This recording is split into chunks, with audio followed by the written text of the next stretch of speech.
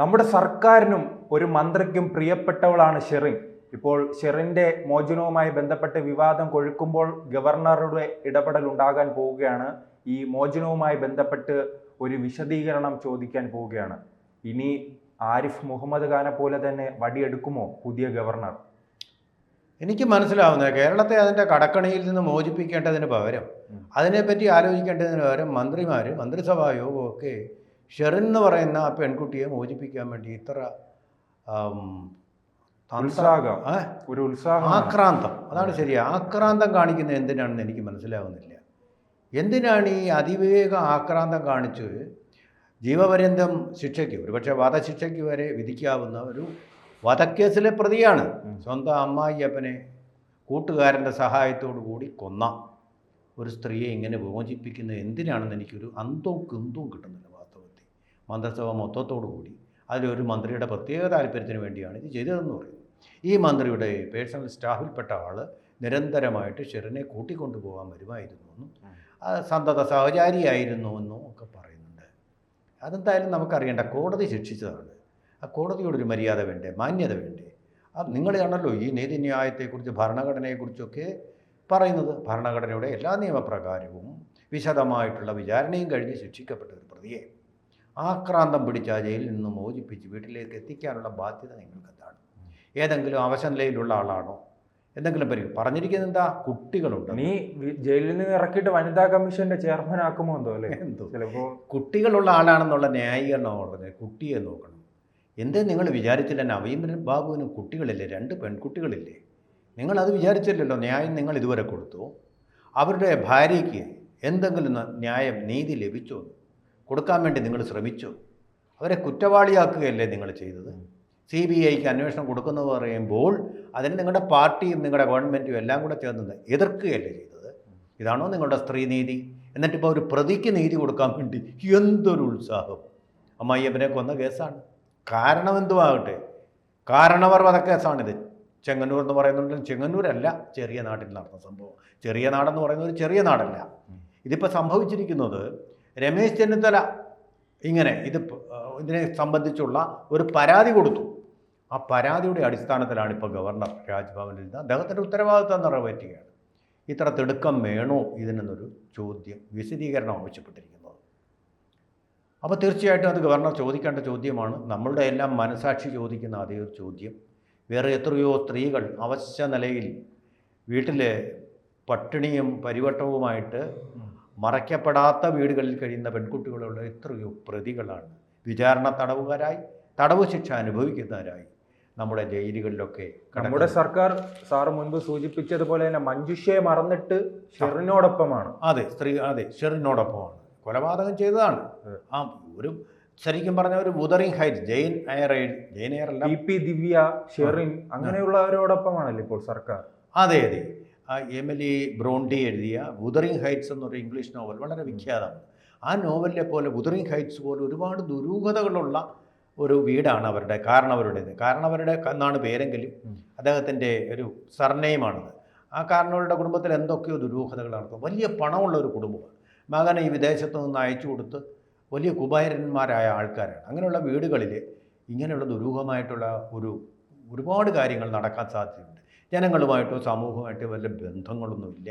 ഒരുപാട് ആരോപണങ്ങൾ പറയുന്നുണ്ട്. അവിടുത്തെ ബന്ധങ്ങളെക്കുറിച്ചൊക്കെ ഇൻസെസ്റ്റ് മുതലായവ ആരോപിക്കുന്നുണ്ട്. ഇനി 8 കാലി മുഞ്ഞന്മാർ പറഞ്ഞ് നടക്കുന്നതാണോ ഇതെന്നറിയില്ല. ഈ പെൺകുട്ടി എന്തെങ്കിലും കാരണം വേണമല്ലോ. ആ പെൺകുട്ടി പീഡിപ്പിക്കപ്പെട്ടിരുന്നു വീട്ടിനകത്തെന്നാണ് പറയുന്നത്.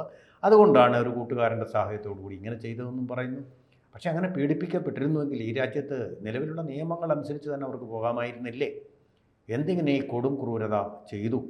ആ കുടുംബം എന്ന് പറയുന്ന കാരണവർ കുടുംബത്തിന് തന്നെ എന്നത്തേക്കുമായിട്ട് പേരുദോഷം ഉണ്ടാക്കി. അവർ ജനങ്ങളോടൊന്നും വലിയ സഹകരണമൊന്നുമില്ല. പണം ധാരാളമുണ്ട്. പണം ധാരാളികത ഉള്ളത് തറവാടിത്തത്തിൻ്റെ ലക്ഷണമൊന്നുമല്ല. തറവാടിത്തത്തിന് അതിൻ്റേതായിട്ടുള്ള മാന്യമായ പെരുമാറ്റം, സമൂഹവുമായിട്ടുള്ള യോജിച്ചു പോക്ക്, അങ്ങനെയൊക്കെ ഉള്ളതിനെയാണ് നമ്മൾ തറവാടിത്തം എന്ന് പറയുന്നത്. ശരിയായിട്ടുള്ള ബന്ധങ്ങൾ, ശരിയായ രീതിയിൽ ഉള്ള ബന്ധങ്ങൾ, അതിനെയാണല്ലോ. അല്ലാതെ ഏതെങ്കിലും സവർണ്ണ സമുദായത്തിൻ്റെ ഒരു ഘടകമായിട്ട് തറവാടിത്തം ആർക്കും ആകാവുന്നതാണ്. ആ ഒരു കാര്യങ്ങളൊന്നും അവരെപ്പറ്റി പറഞ്ഞ് കേൾക്കുന്നില്ല, ആ കുടുംബത്തെപ്പറ്റി. അതുകൊണ്ട് ദുരൂഹതകളും അതുകൊണ്ട് കിംവദന്തികളും ധാരാളമായിട്ട് പ്രചരിക്കുന്നുണ്ട്. എന്തായാലും ശരി, ജീവപര്യന്തം ശിക്ഷയ്ക്ക് വിധിക്കപ്പെട്ട 24 വർഷം ജയിലിൽ കിടക്കേണ്ട ഒരു സ്ത്രീയാണ്. അവരെ തിടുക്കപ്പെട്ടിട്ട് ഇങ്ങനെ ചെയ്യുന്നതിന് പിന്നിൽ എന്തോ ഒരു ഗൂഢാലോചന നടന്നിട്ടുണ്ട്.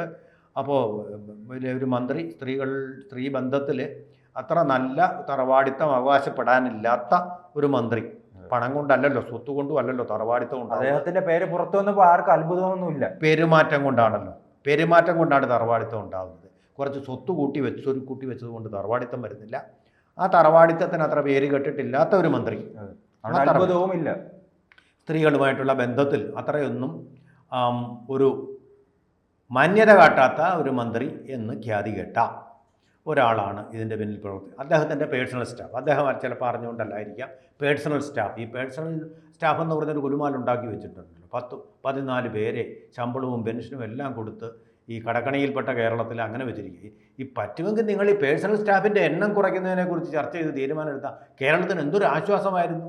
ഈ അങ്ങനെയെങ്കിൽ കിഫ്ബിക്ക് കൂടി നമ്മൾ ഈ ടാക്സ് കൊടുക്കുന്ന പരിപാടി, ടാക്സ് ഒഴിവാക്കാൻ വേണ്ടിയാണ് കിഫ്ബി സ്ഥാപിച്ചതെന്നാണ് തോമസ് ഐസക് എന്ന വിപ്ലവം പറഞ്ഞത്, വായാടി വിപ്ലവം. ഈ വിവാദത്തിന് പിന്നാലെ ആ ഫയൽ അവിടെ എത്താൻ വൈകിട്ടുണ്ടോ? അങ്ങനെ ഒരു വാർത്തയുമുണ്ട്. ഉണ്ടല്ലേ, ഫയൽ അവിടെ എത്താൻ വേണ്ടിയിട്ട് വൈകുന്നുണ്ട്. അതെ, മുഖ്യമന്ത്രി കണ്ടില്ല എന്നാണ് പറയുന്നത്. മുഖ്യമന്ത്രി ഇതെന്തായാലും വളരെ വളരെ ദുരൂഹവും അതുപോലെ തന്നെ നമ്മളെയൊക്കെ വ്യസനിപ്പിക്കുന്നതുമായിട്ടുള്ളൊരു വാർത്തയാണ്.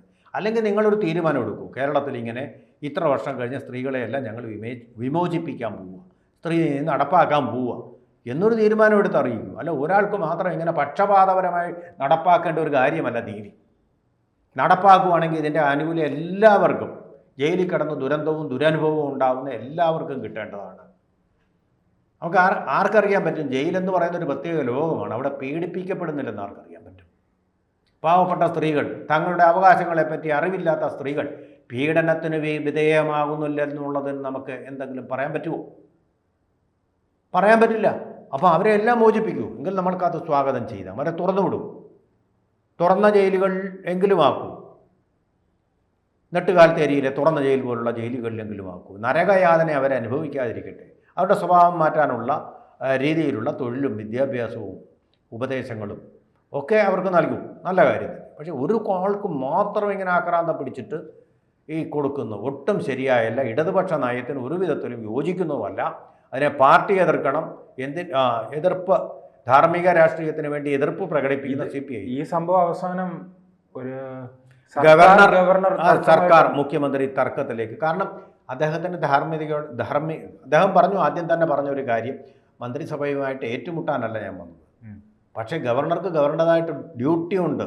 ധാർമ്മികത ലംഘിക്കപ്പെടുമ്പോൾ അതിനെ ചോദ്യം ചെയ്യാൻ അധികാരമുണ്ട്, തടഞ്ഞു വയ്ക്കാനും അധികാരമുണ്ട്. സൂപ്പർവൈസിങ് കപ്പാസിറ്റിയിലാണ് അദ്ദേഹം ഇരിക്കുന്നത്. അത് ജനങ്ങൾക്ക് വേണ്ടി ആണല്ലോ ഇത്തരം എല്ലാ സംവിധാനങ്ങളും ഉള്ളത്. അപ്പോൾ ആരിഫ് മുഹമ്മദ് ഖാൻ തന്നെ ജനങ്ങളുടെ വിഷയങ്ങളിൽ നിരന്തരം ഇടപെട്ടിരുന്നു. അതുകൊണ്ട് തന്നെയാണ് ഒരു പ്രതിപക്ഷ നേതാവായി പോലും അദ്ദേഹം അറിയപ്പെട്ടിരുന്നു കേരളത്തിൽ.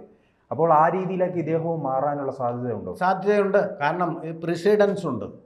ഗവർണർ ഇതേപോലൊരു സ്ത്രീയെ മോചിപ്പിക്കാൻ വേണ്ടിയിട്ട് ഗവൺമെൻറ് ഒരു നിർദ്ദേശം നടത്തി. ഗവർണർ അംഗീകരിച്ചില്ല, അത് തള്ളി. നേരത്തെ ഇരുന്ന മുൻപ് ചെയ്തിട്ടുണ്ട്. 14 വർഷമായി. അതെ, ഇദ്ദേഹത്തിന് ഇത് തള്ളിക്കളയാവുന്നേ ഉള്ളൂ. ആ അധികാര സ്ഥാനത്തിരിക്കുന്ന ആളാണ് ഇത് വിശദീകരണം ചോദിച്ചത്. അപ്പം ന്യായമാണ്. ഇങ്ങനെ തള്ളുമ്പോൾ പറയും ഫാസിസ്റ്റ് ഗവർണർ വീണ്ടും കേരളത്തിൽ എന്ന് പറയും. SFIക്കാർ എന്ന അദ്ദേഹത്തിന്റെ വഴിതടയും, കരിങ്കൊടി പിടിക്കും, ഒക്കെ ചെയ്യും, ഉപദ്രവിക്കുകയും ചെയ്യുമായിരിക്കും. പക്ഷേ ഇത് ചോദിക്കണ്ടേ? അല്ലെങ്കിൽ ഗവർണറെ നമ്മൾ കുറ്റപ്പെടുത്തില്ലേ? അപ്പോൾ ഈ പറഞ്ഞിരിക്കുന്ന ഒരു കാരണം ഞാനിപ്പോൾ മനസ്സിലാക്കുന്നു, അവർക്കൊരു മകളുണ്ട്, അതുകൊണ്ട് മോചിപ്പിക്കണം. മക്കളില്ലാത്ത ആൾക്കാരാണോ ബാക്കി എല്ലാ പ്രതികളും? അതോടൊപ്പം തന്നെ ഇന്നൊരു വാർത്തയുമുണ്ട്, TP ചന്ദ്രശേഖരന്റെ പ്രതികൾക്ക് നിരന്തരം പരോളാണ്.